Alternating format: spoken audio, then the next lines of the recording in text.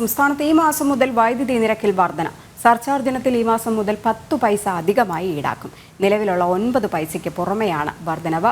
MK Vinod ചേരുന്നുണ്ട്. വിനോദ്, ഈ load shedding ഇല്ല എന്നൊക്കെ തന്നെ സർക്കാർ പറഞ്ഞിട്ടുണ്ടായിരുന്നു കഴിഞ്ഞ ദിവസം. പക്ഷേ അപ്പോഴും ഈ ജനങ്ങൾക്ക് ഇരുട്ടടി തന്നെ നൽകുന്ന ഒരു സാഹചര്യം തന്നെയാണ്. കാരണം സർചാർജ് വീണ്ടും കൂട്ടിയിരിക്കുന്നു, വൈദ്യുതി നിരക്കിൽ വർധനവും ഉണ്ടാകുന്നു.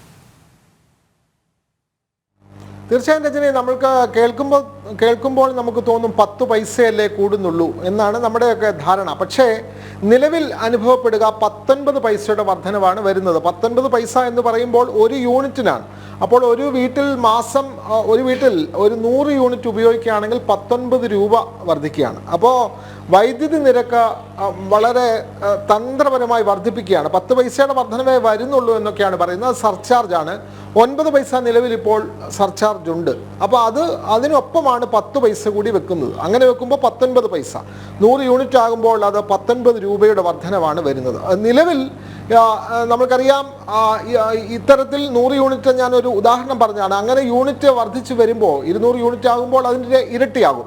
അത്തരത്തിൽ കറണ്ട് ചാർജ് ഇനത്തിൽ ഈ ചൂടിനൊപ്പം കറണ്ട് ചാർജും വർദ്ധിപ്പിക്കുകയാണ്. ഇത്തരം ഒരു തീരുമാനം നേരത്തെ തന്നെ അവർ ഇത് വർധനവിന് വേണ്ടി ആലോചനയൊക്കെ നടത്തി വെച്ചിരുന്നതാണ്. തെരഞ്ഞെടുപ്പ് ആയതുകൊണ്ട് ഇതവർ പുറത്തു പറയാതെ ഈ കാര്യങ്ങൾ മൂടി വെച്ചിരുന്നു. തെരഞ്ഞെടുപ്പ് കഴിഞ്ഞ ഉടനെ തന്നെ ഇക്കാര്യത്തിൽ തീരുമാനമെടുക്കുകയാണ്. അതുകൊണ്ടാണ് ഈ മാസത്തെ ചാർജ് വാങ്ങുമ്പോൾ അത് 19 പൈസയുടെ വർധനവ് നിലവിൽ വരുന്നത്. നമുക്കറിയാം, KSEBയുടെ ബില്ലിങ് എന്ന് പറയുന്നത് 2 മാസം കൂടുമ്പോഴാണ് ബില്ലിങ്. അങ്ങനെ വരുമ്പോൾ ഒരു മാസം 19 രൂപയുടെ വർധനവ് വരുമ്പോൾ 2 മാസം ആകുമ്പോൾ ആ വർധനവ് നമ്മൾക്കറിയാമല്ലോ. സാധാരണക്കാരനെ സംബന്ധിച്ച് വലിയ തിരിച്ചടി തന്നെയാണ്. ലോഡ് ഷെഡിങ്ങിൻ്റെ ആവശ്യമില്ല എന്നൊക്കെ പറഞ്ഞ് ജനപ്രിയമായ തീരുമാനങ്ങളിലുമായി മുന്നോട്ട് പോകുന്നു എന്നൊക്കെ കാണിച്ചിട്ട് വൈദ്യുതി നിരക്ക് വളരെ തന്ത്രപരമായി വൈദ്യുതി വകുപ്പ് വർദ്ധിപ്പിക്കാൻ ഒരുങ്ങിയല്ല, വർദ്ധിപ്പിക്കുകയാണ് രജനി. വിനോദ്, ഈ ലോഡ് ഷെഡിംഗ് ഉണ്ടായിക്കഴിഞ്ഞാൽ അത് തിരഞ്ഞെടുപ്പിലും തന്നെ പ്രതിച്ഛായ മാറ്റും എന്ന് സർക്കാരിന് അറിയാമായിരുന്നു. അതുകൊണ്ട് തന്നെ ഈ രീതിയിൽ ജനങ്ങൾ ദ്രോഹിച്ചുകൊണ്ട് മുന്നോട്ട് പോവുക 10 പൈസ എന്ന് പറയുന്ന നിസ്സാര കാര്യമല്ല. അതെ, തീർച്ചയായും ഇതെല്ലാം തെരഞ്ഞെടുപ്പ് രാഷ്ട്രീയമാണല്ലോ. തെരഞ്ഞെടുപ്പ് ആയതുകൊണ്ട് ഇതൊക്കെ എല്ലാം ചവിട്ടി വെച്ചിരുന്നു. തെരഞ്ഞെടുപ്പ് കഴിഞ്ഞു, ഇനിയും എന്തുമാകാം. ഇനിയും ജനങ്ങളുടെ തിരിച്ചടിയൊന്നും തൽക്കാലം എന്തായാലും ഒരു വോട്ട് രേഖപ്പെടുത്തി കഴിഞ്ഞു. അത് ജയിച്ചാലും ഇല്ലായാലും വോട്ട് രേഖപ്പെടുത്തി കഴിഞ്ഞു. അതുകൊണ്ട് ഇനിയും തീരുമാനം എന്തുമാകാം. ഇനി അടുത്ത വർഷം പഞ്ചായത്ത് തെരഞ്ഞെടുപ്പേ ഉള്ളൂ പൊതുവായി വരാനുള്ളത്. അപ്പോൾ അതിനു മുമ്പ് കൂട്ടാവുന്നതെല്ലാം കൂട്ടാം. തെരഞ്ഞെടുപ്പ് ആകുമ്പോൾ മാത്രം ഇത്തരം കാര്യങ്ങൾ ഒന്നും ദ്രോഹിക്കാതെ ഇരിക്കുക.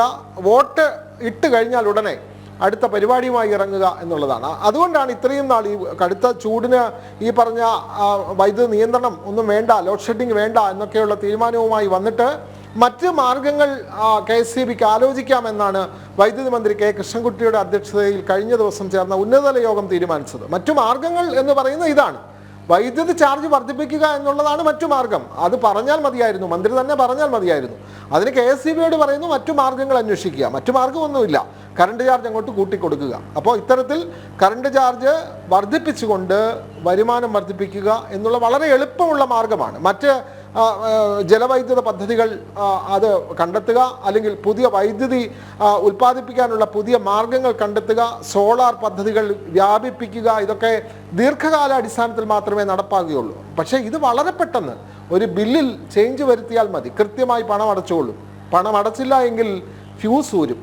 അതുകൊണ്ട് ഗംഭീരമായി ആളുകളുടെ മുകളിൽ സർചാർജ് ഏർപ്പെടുത്തുകയാണ്. 19 പൈസ എന്നാണ് പറയുന്നത്. പക്ഷേ നമ്മുടെ ബില്ലിൽ വരുമ്പോൾ അത് മുഴുവൻ തുകയിൽ വലിയ മാറ്റമാണ് വരുന്നത്, വലിയ വർധനമാണ് വരുന്നത് രജനി.